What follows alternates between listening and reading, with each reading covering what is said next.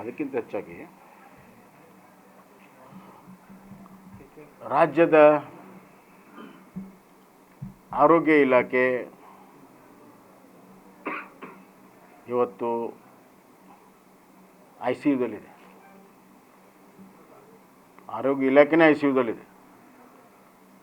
ಆರೋಗ್ಯ ಇಲಾಖೆಗೆ ಶಸ್ತ್ರಚಿಕಿತ್ಸೆ ಮಾಡುವಂಥದ್ದು ಭಾಳ ಅವಶ್ಯಕತೆ ಇದೆ. ಸರ್ಜರಿ ಮಾಡುವಂಥದ್ದು ಭಾಳ ಅವಶ್ಯಕತೆ ಇದೆ. ಸರಿಯಾಗಿ ಔಷಧಿ ಸಿಗ್ತಾ ಇಲ್ಲ. ಪ್ರತಿ ತಿಂಗಳು ಕೂಡ ಇವರು ಇಂಡೆಂಟ್ ಹಾಕ್ತಾ ಇದ್ದಾರೆ. ಯಾಕೆ? ದೀರ್ಘಕಾಲದ ಎಲ್ಲ ನಿರಂತರವಾಗಿ ಬೇಕಾಗಿರುವಂಥ ಔಷಧಿಗಳು, ಪ್ರಮುಖವಾಗಿರುವಂಥ ಔಷಧಿಗಳನ್ನು ಯಾಕೆ ಸ್ಟಾಕ್ ಇಡೋದಿಲ್ಲ? ಇಡಬೇಕಾಗುತ್ತೆ. ಮತ್ತು ಅವ್ರು ಹೇಳ್ತಾರೆ ಅಲ್ಲೇ ದುಡ್ಡು ಇರ್ತದೆ, ಖರೀದಿ ಮಾಡ್ಬೋದು ಅಂತ. ಅವ್ರ ಹತ್ರ ಎಷ್ಟಿರ್ತದೆ ದುಡ್ಡು? 1 ಲಕ್ಷ 2 ಲಕ್ಷ PH ಸೆಂಟ್ರಲ್ಲಿ ಇರ್ತದೆ. ಒಂದು ಸತಿ ಖರೀದಿ ಮಾಡಿಬಿಟ್ರೆ ಮುಗಿದು ಹೋಗುತ್ತೆ. ಅಂದರೆ ಇವತ್ತು ರಾಜ್ಯ ಸರ್ಕಾರದ ಹಣಕಾಸಿನ ದಿವಾಳಿ ತನ್ನ ಕುರುಹುಗಳನ್ನು, ತನ್ನ ಗುರುತುಗಳನ್ನು ಬಿಡೋಕ್ಕೆ ಶುರು ಮಾಡಿದೆ. ಸಿಂಪ್ಟಮ್ಸ್ ಅದು ಆರೋಗ್ಯ ಇಲಾಖೆಯಲ್ಲಿ ಪ್ರಮುಖವಾಗಿ ಕಾಣ್ತಾ ಇದೆ. ಒಂದು ಕಡೆ ಔಷಧಿ ಸಿಗ್ತಾಯಿಲ್ಲ, ಹೊರಗಡೆ ಬರೆದು ಕೊಡ್ತಾ ಇದ್ದಾರೆ ಬಡವ್ರಿಗೆ. ಬಡವ್ರು ಬರೋದು ಸರ್ಕಾರಿ ಆಸ್ಪತ್ರೆಗೆ ಇವತ್ತು ಅವ್ರ ಕಡೆ ದುಡ್ಡಿಲ್ಲ ಅನ್ನೋದು ಸಲುವಾಗಿ. ಆದರೆ ಮತ್ತೆ ಇಲ್ಲಿ ಬಂದ ಮೇಲೂ ಅದೇ ಹಣೆ ಬರೋ, ಅದೇ ಖರ್ಚು ಮಾಡುವಂಥದ್ದು.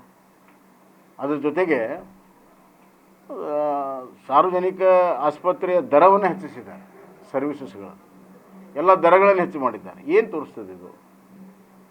ಮತ್ತು ವಿಶೇಷವಾಗಿ ಬಳ್ಳಾರಿಯಲ್ಲಿ ಏನು ಬಾಣಂತಿಯರ ಸಾವಾಗಿದೆ, ಭಾಳ ದೊಡ್ಡ ಪ್ರಮಾಣದ ಸಾವು.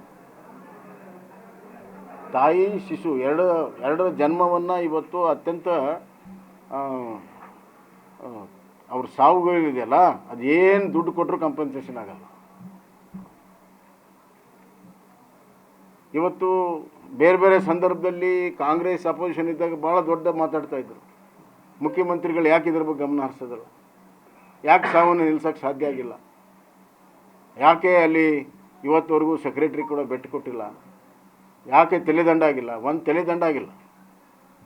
ಯಾಕೆ ತಲೆದಂಡ ಆಗಿಲ್ಲ? ಇಷ್ಟು ಸಾವಾದರೂ ತಲೆದಂಡ ಆಗಿಲ್ಲ ಅಂದರೆ ಏನು, ಯಾರು ರಕ್ಷಣೆ ಮಾಡೋಕ್ಕೆ ಹೊರಟಿದ್ದೀರಿ? ಅಲ್ಲಿ ಸಂಪೂರ್ಣವಾಗಿ ಕರಪ್ಷನ್ ಇದೆ. ಆ ಕರಪ್ಷನ್ ರಕ್ಷಣೆ ಮಾಡೋದಕ್ಕೆ ಇವತ್ತು ಅಮಾಯಕರು, ಬಡವರ ತಾಯಂದಿರ ಸಾವಾಗ್ತಾಯಿದೆ. ಅಕ್ಷಮ್ಯ ಅಪರಾಧ. ಇವತ್ತು ಆರೋಗ್ಯ ಇಲಾಖೆನೇ ಇವತ್ತು ರೋಗಗ್ರಸ್ತ ಆಗಿದೆ. ಆರೋಗ್ಯ ಇಲಾಖೆನೇ ರೋಗಗ್ರಸ್ತ ಆಗಿದೆ. ಕೂಡಲೇ ಕ್ರಮ ತೆಗೆದುಕೋಬೇಕು. ಸಾರ್ವಜನಿಕರಿಗೆ ಎಲ್ಲ ರೀತಿಯ ವ್ಯವಸ್ಥೆಗಳು, ಔಷಧಿಗಳು ಮಾಡುವಂಥ ಕೆಲಸ ಮೊದಲು ಮಾಡಬೇಕು.